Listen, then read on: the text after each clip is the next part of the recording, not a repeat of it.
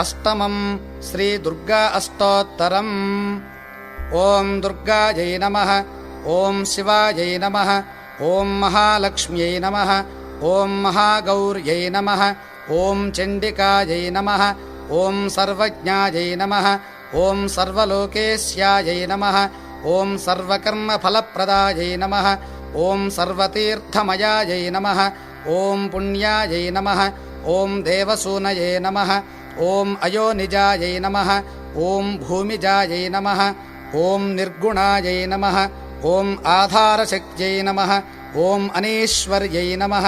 ॐ निर्गुणायै नमः। ॐ निरहङ्कारायै नमः। ॐ सर्वगर्वविमर्दिन्यै नमः। ॐ सर्वलोकप्रियायै नमः। ॐ वाण्यै नमः। ॐ सर्वविद्याधिदेवतायै नमः। ॐ पार्वत्यै नमः।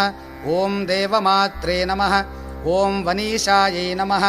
ॐ विन्ध्यवासिन्यै नमः। ॐ तेजोवत्यै नमः। ॐ महामात्रे नमः। ॐ कोटिसूर्यसमप्रभायै नमः। ॐ देवतायै नमः। ॐ वह्निरूपायै नमः। ॐ स्वतेजसे नमः। ॐ वर्णरूपिण्यै नमः। ॐ गुणाश्रयायै नमः। ॐ गुणमध्यायै नमः। ॐ गुणत्रयविवर्जितायै नमः।